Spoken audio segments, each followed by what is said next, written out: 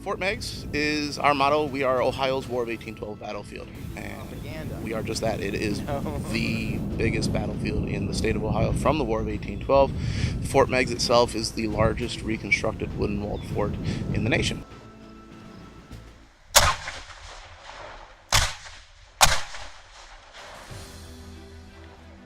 Historically held over 2,000 soldiers here. We sit on about 9.5, 10 acres of land just within the fort. Our entire property is about 70 acres. On a daily basis, we're open 5 days a week, and we tell the story of the men that fought and died here.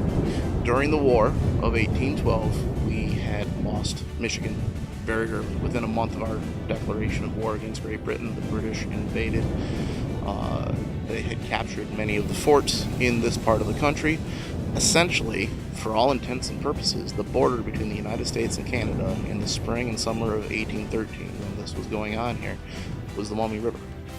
Everything north of the Maumee was under control of the British, where Toledo is. Sylvania, Monroe, all of that was British-held territory.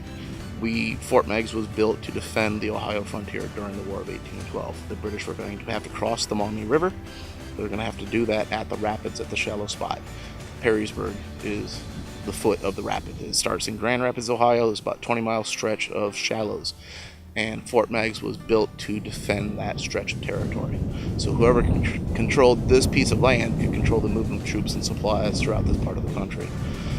The British attacked this fort twice in the spring and summer of 1813, trying to destroy it so they can continue their invasion. Likewise, Fort Meigs was also the staging point for the invasion of Canada. That was the Americans' primary objective during the war was to capture Canada, retake Detroit, of course, and then take Canada as well. And so this was the staging point for that invasion, which is why Fort Meigs is built as large as it was. Muster on the Maumee this weekend, Father's Day weekend, it's a timeline event, and it's one of my favorites. We have reenactors that do everything from ancient Vikings and Roman all the way up through World War II and even into the Cold War. So no matter what your interest is in military history, no matter what time period you're interested in, there's probably something here for you. This is a timeline event that has all different kinds of groups from Roman to 20th century, and it allows people to see the difference between them and the similarities, which are quite a lot. We're traveling here. My son's here, who's off doing, I don't know what he's doing. Traveling blacksmith, going to an all thing, which is a yearly thing for Northmen or Vikings, that they would go, and any issues they had, they would take it there and they would say, I have a problem because Einbar over there stole my goat, and I have a problem. So they go there, and whoever's in charge, the Jarl or King, would decide, and that decision was final. And so we're traveling and trying to make money on the way by making iron goods, and that's just traveling to the all thing is what our story is. I'm a volunteer out at Fort Meigs. Today I'm portraying a private with the 5th Ranger Battalion, D Company. They were present at Normandy during World War II. Behind me, we have a pyramid tent. This is what soldiers would have slept in when they were encamped during World War II. The little pup tent, they were in the field, they would have been in those little pup tents there. But if you're like in a big camp, this is what they would have been sleeping in, not little pup tents. The big takeaway for this, I would hope that people would get a greater understanding of our history, and we have over 1,000 years of history represented here today at the fort. We have Romans, we have Vikings, we have Civil War, American Revolution, World War II. We even have a lot of Cold War units too. There's some East Germans roaming around. For people to connect to history, I think it's really important that you have a hands-on effect with us here. So it's, if you learn more about it, you get a greater appreciation of our history by actually being able to see it and experience it. Not, I love books, I'm a librarian, so go books. But I think there's people learn in all different ways. There's all sorts of different literacies, and this is a form of literacy for teaching history. And so if this is how people learn about history, then all the better. Basically, the setup that we have here is a display starting back in World War I, right up to the present. All right, we've got a display underneath the World War II large general purpose tent here, and our displays in there, different things. We really love to tell the story about women in the military, how the workforce here in the States by our rosy riveters, you know, picked up the ball from the boys that had to leave and go to war. I'm a Roman reenactor, and I got into this because I love history, particularly Roman history, obviously, and I like educating anyone about the history of Rome.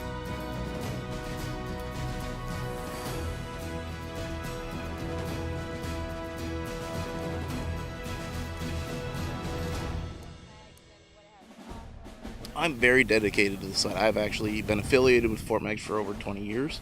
I got started in high school.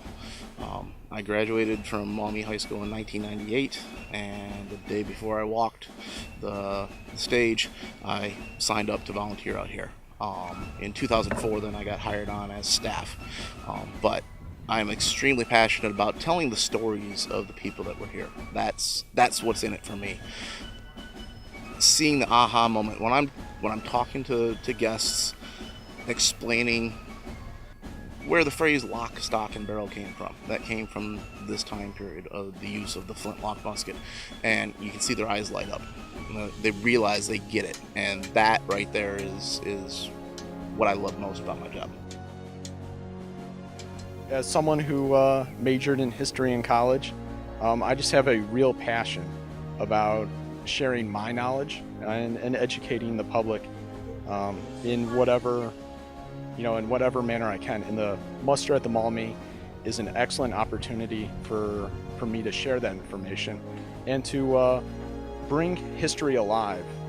All too often we see, we just read history, but it's a completely different thing to experience it and see it firsthand, see how it functions, and see how life was so different than we take it for granted today.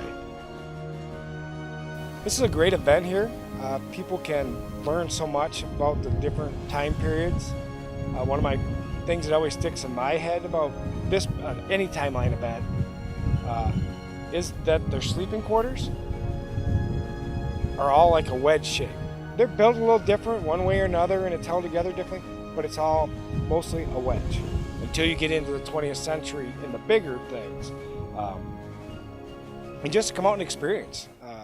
The fort here is an amazing place that a lot of time and money was put in to reconstruct to what it was like, and there's a lot of things for everybody, that one thing or another, whether it's a guy or a gal or a kid or a grandma and grandpa, they can come out and see something and enjoy themselves.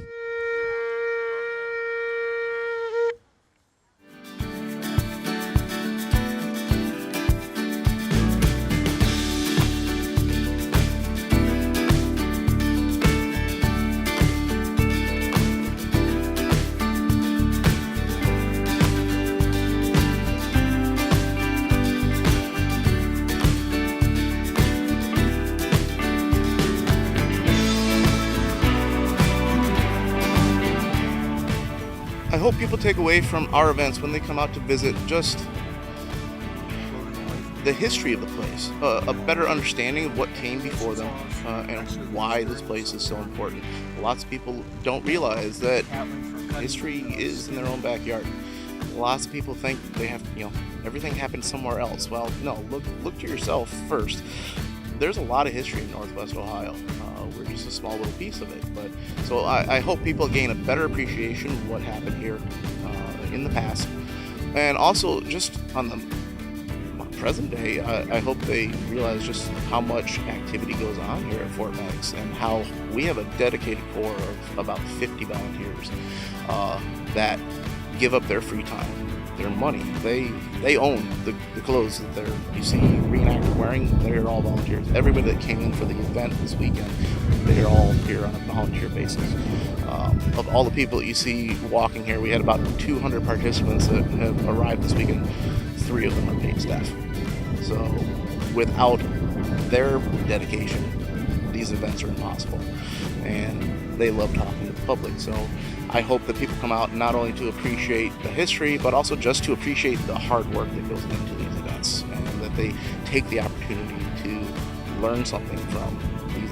Everybody here is an expert in their time period. So yeah, I hope people realize that as well.